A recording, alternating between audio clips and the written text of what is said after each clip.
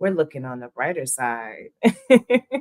I love it. And I love that you reminded me that we're on the brighter side of life. We're getting a message that we just go live just now? Did that just happen right this second? We're in flow. I don't know what's going on. Looks like Well, we hello and welcome to another episode of What's Up and Why, where we're bringing you the bright side of life, one fun moment at a time. I am Miss B Lovely, joined and I here by the lovely. Reverend Casey Taylor. How you be today? How you be? I am so glad that we got to have a take two. That spirit was like, that intro that you had going on? That wasn't it. Y'all needed a moment to reset, to reconnect, to recalibrate. And I'm Let's talk grateful. about how you were saying, as we're springing forward, you just feel so much joy and positivity right now. It's beyond joy and positivity. When you ask the question, how I be is healed. How I be is aligned. That when hiccups happen, when things unfold in a way that isn't what I had in mind, how I expected things to be, and they roll in a way that I can see the perfection in the moment, that I don't need like time. I don't need to go into my space and be like, what was that about? That I get to just see in the moment. Yep. And like ride the wave. Like, so real quick, the theme for the Centers for Spiritual Living for this month is the flow of coming and going. And I've been fully in the flow. I have been fully present. How about you? Fully How do you present. feel? I've Yes. been feeling really, really good. The sun is shining, the sky is blue. It's feeling nice. I feel like we're finally getting out of that winter darkness. So I've been able to go back out into nature, do my walks, do my meditation. And I just feel like since I've been thinking more about what am I grateful for, I've been changing my mindset to where I think about, okay, what are things that you can be grateful for in this moment? What are things that, what's going right in your life? Let's focus on that thing and, let's praise that. And now that I'm living in that moment where I'm paying more attention about what can I be grateful for? What's something in my personal life, in my career, in my relationships that, I'm really happy for. And I feel like I have more appreciation. And because I have more appreciation, I have more joy and I'm attracting even more positivity towards me. So I feel like when you're in a positive mind space and you put out positivity, it comes back to you. And that's the space that I've been in. And I've been loving it. Even if there's like a little hiccup, I think, you know what? It happened. But what's the silver lining? What am I grateful for? What's going right? Let's focus on that. Be lovely. I am so grateful that we have this show together. I'm grateful that I get to be that you are my cousin, and that I don't feel alone in this way of showing up in the world. That, as we're showing up, demonstrating the brighter side of life, one fun moment at a time, that there's a lot of other things happening in our culture. And I'm grateful that we get to lean into those things, that we're not running from them, that we understand that gratitude is a value that serves us through the easy times of celebrating the moments of things going well. Like the weather is better. I get to go outside. It's the anniversary of Mariah's birth. Birth. I get to Let's get celebrate. into that. I just want to say, first and foremost, I am so happy that I live in an era where Mariah Carey's music catalog is here and available because her music, I'm a huge lover of music. For me, I love vocalists. I love when songs can make me feel an emotion, can make me feel something. And with Mariah's music, oh baby, you're gonna feel something. She takes you through the emotions, and I always say she has a song for every mood that you have. Anything you can think of, Mariah has a song for it. I've been thinking about that today. How my basically, not even basically, literally my entire adult life, to have been introduced to Mariah at 9 years old, for Mariah to come out onto the scene on the mainstream when I was 9 years old, I needed it so much. And as I've talked about how right now I'm feeling aligned and healed, a big part of that has to do with being mixed race in America. That when I was 9, it was 1990. Apartheid in South Africa was still going on in 1990, and I actually, as a 9-year-old, I had no idea. I learned about it from Mariah's first album. She has this song, "There's Got to Be a Way," where she has this line. I love that you know it. In another land, they still believe color grants supremacy. And as a 10-year-old, the album came out when I was 10. I asked my mom, "What does that mean?" And my mom always wanted to skip past the song. And I was like, "Why? What is it? What is this song about? What don't I understand?" And she told me about apartheid. And I didn't know because I didn't live in South Africa. And in this country, we have a tendency to only talk about what's happening here and not anything anywhere else. So as a 10-year-old, I had no idea apartheid was happening in South Africa at the time while I was alive.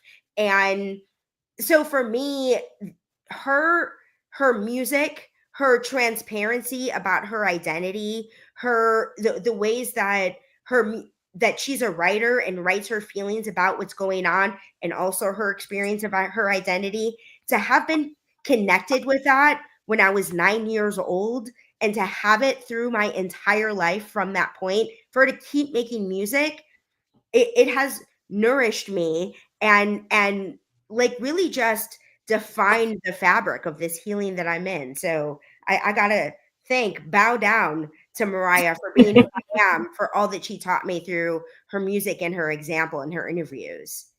Happy anniversary to the elusive Chanteuse. I love the fact that she's so elusive. She doesn't put any of her business out there. I saw something online where people were saying like she is the last of the true divas from Hollywood.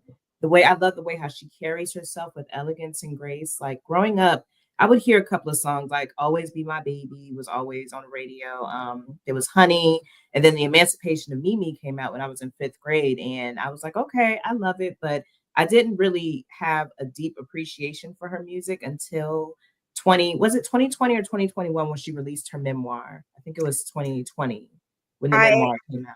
I know, because 2020 was such a whole blurred being in the house Yeah. for a full year. I don't know. I feel, I'm pretty confident that it was 21 because I lived in Oklahoma, and you gave me the Audible recording, that the only Audible book I have, and you're like, I was like, I read the book, and you're like, no, you have to listen to Mariah tell this story. Yes, that's how it was. Like I listened to Mariah, like her audiobook, hearing Mariah tell her story. Like I said, I knew about like a couple of like her big hits and stuff. I knew about the Christmas songs, but hearing her story about her background, how she grew up as a mixed race woman on Long Island, dealing with racism, but still knowing for a fact, like from a child, that singing is something that she wanted to do. And something that really resonated with me was her faith in God. Like through everything, she always said she had faith that God was going to see her through, that she was going to become a singer no matter what. And she knew that God was going to help her through all that. Her telling her story of like being in high school, going to that recording studio, that little shack behind somebody's what was it, a restaurant or a house, staying up until like 4 or 5 o'clock in the morning, and then going back to school and stuff, and always being sleepy and stuff. But she was so determined and just had so much faith and just knew that it was going to happen, even when she was living in somebody's crawl space, a small little, she said she only had a mattress and a blanket and a pillow, and that was her only possessions. But that's just a testament to when you have faith in God and faith in yourself, no matter what, you're going to make it, just like her song, Make It Happen. That's what I was thinking about. And, Make It Happen was, I believe, was it on the Emotions album? Do you know that off the top of your head? Emotions, yes, that is a really good album. Justice for Emotions. We didn't get an Emotions 30, but that's one of my favorite Mariah albums. I love the Emotions album. And it's one of those things, like, how like your second album, it was one of those, I think, like she was coming out with all these things, and Yeah. her debut album was so good, and Music Box is so good, that Emotions kind of just fell into the fact that there was no hero on Emotions, and there was no vision There of was women. Emotions. There was Can't Let Go. And I'm still mad that they pulled Can't Let Go before it hit number one, because that song, I listened to it even when I wasn't going through a heartbreak, and you could just feel the emotions like, oh, yes, yes, I am brokenhearted, darling. Trust believe I was a 10-year-old belting that out like I Wait, knew it. did you have it on a cassette or a CD? Was it Oh, a I cassette? absolutely had it on a cassette. We didn't do CDs until I was 12. I got my first CD. Music Box was one of my first CDs. It Can we wasn't please the talk? first. I'm Yes, sorry for cutting you yes, off. Can no, we please no talk worries. about the first time you heard Vision of Love? Oh, I'm so glad you brought that up. I was hoping that would happen. So, my mother, who is notorious for always being on time, she shows up a half an hour early for all things. One day I'm at camp. She's picks me up every day and she was nowhere to be found. And all the kids have left. I'm concerned. Like something must have happened to my mother. And she Uh-huh. pulls up. I'm like, where were you? And she was like, I heard this song and I had to go to the mall immediately and buy it. And I was like, what? What is this song? And let me tell you, in my mother's 72 years of life, I don't think she's ever been late for anything else to date, but this one time picking me up for camp. And I'm like, what is this song? I need to hear what this was, where you had to stop everything and go to the mall. And she played Vision of Love for me. And I was like, I get it. That tracks. So I didn't know anything about her. I didn't know any, all I had was the song. And I was like, yep, you got to stop whatever you were doing and go make sure you can hear that song. And we played that tape till the tape broke. It just had snippets of what the album songs were going to be. We had to wait a full year for that album to come out. So A that's why full I'm year. a full year. That's why I played that tape till the tape broke. But we would listen to it, me and my cousin Cece, on the way to school every morning, and my mom. We would listen to the album front and back. And when I went to school, when I was in high school, and our sound system, our bell system blew up, like caught on fire, and their solution was to bring in tapes to play like instead of bells. And they're like, students, bring in your tapes, but they have to be like they can't be mixtapes. You've got to like be the original tape, and they had to be appropriate for high school. So I brought in a gang, like every single Mariah album ever made. There've been like 8 by that point. And like all the ones with just like the same like remakes, like Endless Love, which was just a single. Mariah was playing all through high school, and everybody was always coming for me. And I was like, come for me. Take it. I love that. That's like now at work, like one of my colleagues tell me, like during the meeting call, like before the call starts, the managers play music. Sometimes the managers play Mariah music. And so when Mariah goes off, she says like the manager will be like, yeah, that's shout out to Charlene because she's such a big Mariah fan. At the end of my emails, I'll be putting Mariah gifs and stuff. But I'm just a really big fan. I after I read her memoir and I like heard her story and saw like everything that she had been through, I felt like her story really resonated with me because there was a lot of parallels that I saw.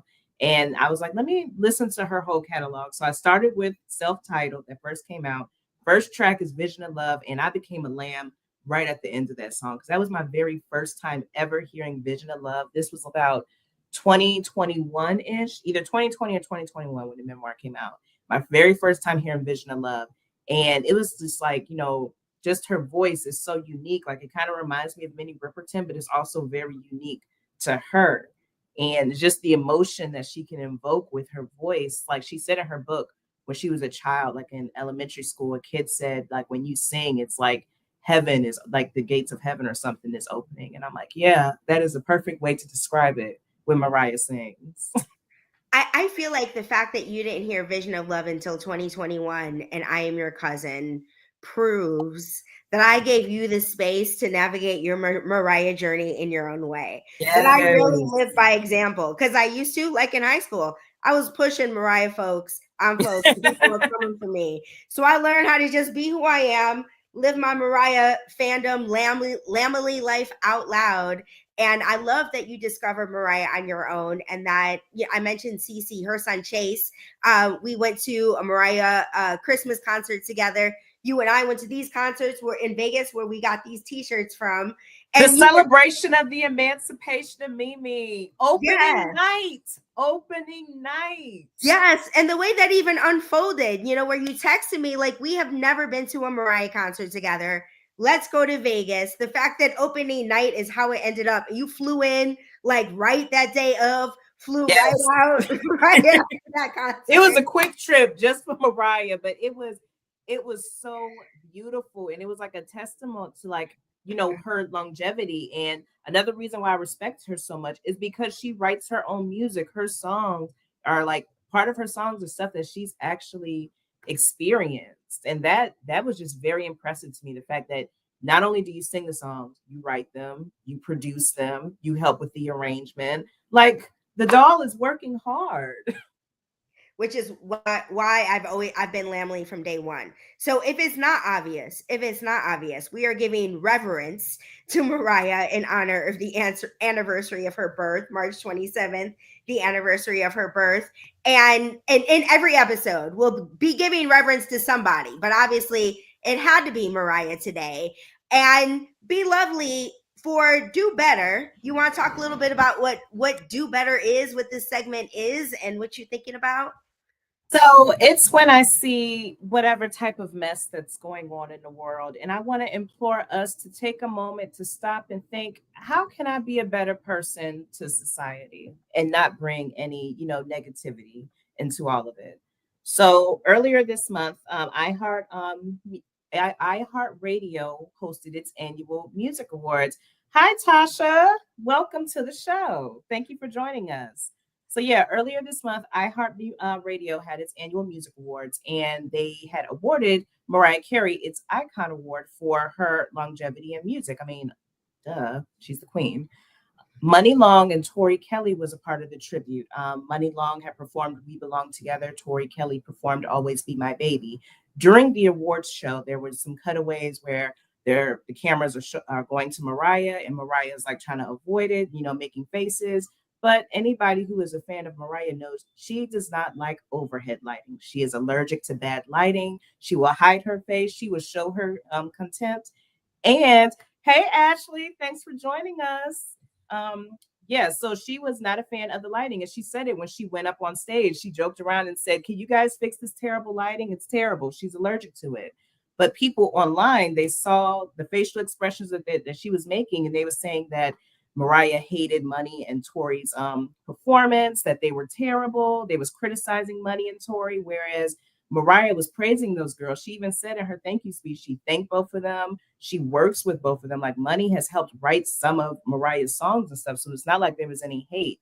So I just want us to say, just wait, what is this? Sorry. So I say all that to say that people be trying to throw what they think, that what they feel, on other people and starting drama. When I was a kid, my father used to always get on me and say, "Stop instigating stuff." Like, the kid who's like, "Ooh, you see what's happening? Ooh, you just gonna let them do that?" Don't be that person in society. We don't need no more drama and mess because we're already trying to get through everything in life. Mhm. I appreciate that. That's a great way of, and like I said, I've been demonstrating this. Producer just dropped the link in the chat of how, or in the YouTube chat, about how to access that iHeartRadio link. But I've always been standing up for Mariah, and this one Mariah song that has really demonstrated how I don't need to do that is what I it's the No Ways Tired, Heavenly No Ways Tired, where you she has the bishop that she mentions in her book. He says, "You don't have to speak up for yourself. Be still and let God fight your battles."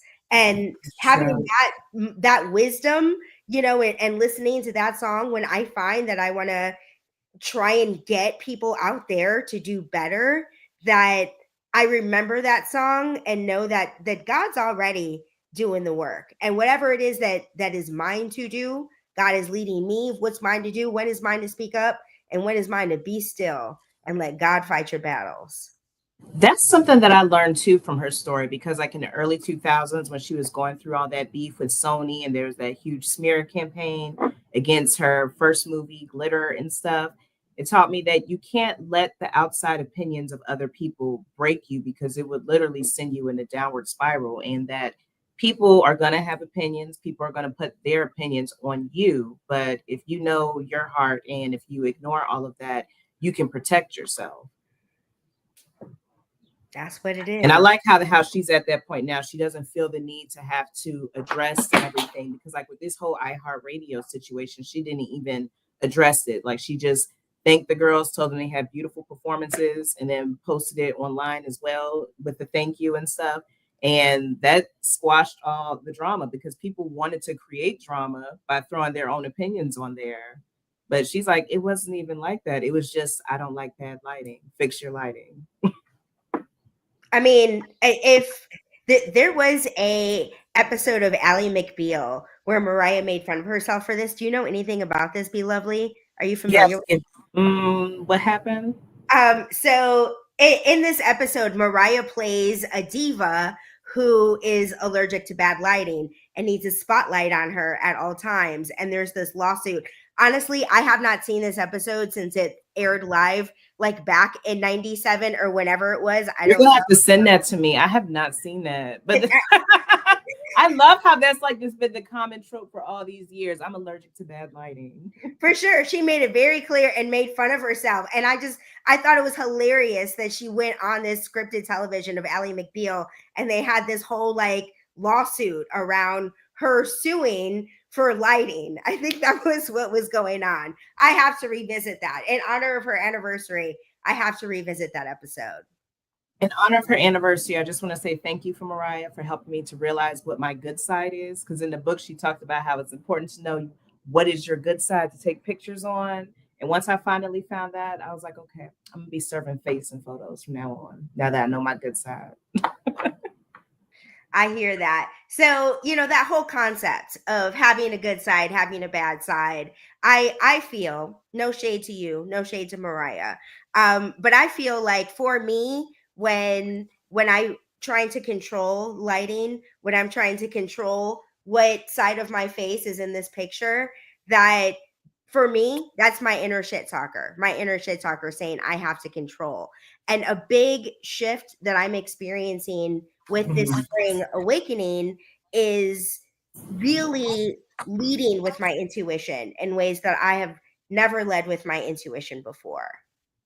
So that I created this program called Making Peace with Your Inner Shit Talker. That's the idea behind it. And it's the concept is each of us have our own inner shit talkers. Like for me, you saw, like, I'm not somebody who puts makeup on. I literally just started like my own face routine, and I feel so good about like trying something new around what I'm doing with my cleansers and all those things. But like like, so I don't want to make it seem that somebody who likes makeup is their inner shit talker. That's not how I feel at all. Like we've all got our forms of expression, and sometimes setting up the shot, setting up the scene, having your good side portrayed is part of that, is your inner wisdom telling you that. So I feel like we all have there is no one size fits all approach to identifying the difference between our inner wisdom and our inner shit talkers. And usually my intention for this segment of Making Peace with Your Inner Shit Talker is a question, or well, the way the program works is there's a reflection question to meditate or journal on, and I intend to bring some of those questions in. But there's also a piece where there's a song of the day. And one of the songs of the day that I use, I try to mix up the artist and not leading too hard with Mariah. So the song of the day that I choose was the Yes and remix with Ariana Grande. yes, I play that song on repeat when I'm having a hard time. Like it's become my new anthem to be like being my own best friend. Like it's so to that is my Making Peace with Your Inner Shit Talker song of the day recommendation in honor of Mariah's anniversary. Oh, that's such a good song. I want us to like try to say like what's our favorite song from each album, but I don't think we're gonna have enough time today. No, we do not. Not today. So, anything that you want to leave the people with before we head out of here? Um, I feel whole, perfect, and complete. I am grateful for us learning and growing and having this opportunity to connect. I'm grateful for everybody that is tuned in live with us. Today was our first day of launching our YouTube channel. And I love that we're not, our inner shit talkers are not driving how we move through this series. And that, yeah, that's what I want to say about it. What about you? Anything you want to say before we pray out? I just want to say, live your best life, live out loud. Don't be afraid to, let your inner child come out to play. Something that I've been doing is, what will make little be lovely happy. And so I've been exploring that, and I just feel like I've been more in a state of joy than I've ever been. So allow yourself time to have some playfulness in your life. And of course, listen to some good music. I'm about to listen to some Mariah. Yes, yes. We didn't talk about this before. So again, boundaries. Feel free to say no. Do you want to pray out together where you start us off and I close us out? You can do the prayer today. Okay, I'll do the prayer today. So I am grateful that for this divine appointment of having been brought together to ask the question, what's up and why, to lean into the brighter side of life, one fun moment at a time, to trust that this episode has been exactly what it's needed to be for everyone who's engaged in it, for everyone who continues to be engaged in it, since it will continue to live on the internet. Grateful for Mariah's impact on our lives and the impact that she's made on other people's lives around the world. And I'm grateful that each one of us have received what needed to be received, to lean into that bright side, to bring our lights into the world, into the corners and of the spaces that we occupy. And in gratitude, I invite us both to affirm this truth with whatever word or phrase resonates most in closing prayer. I choose to close by saying, and so it is. Amen. That has been another episode of What's Up and Why. Thank you for joining us as we bring you the bright side of life, one fun moment at a time. I'm Miss Be Lovely. And I'm Rev Casey Taylor. Have the best day ever.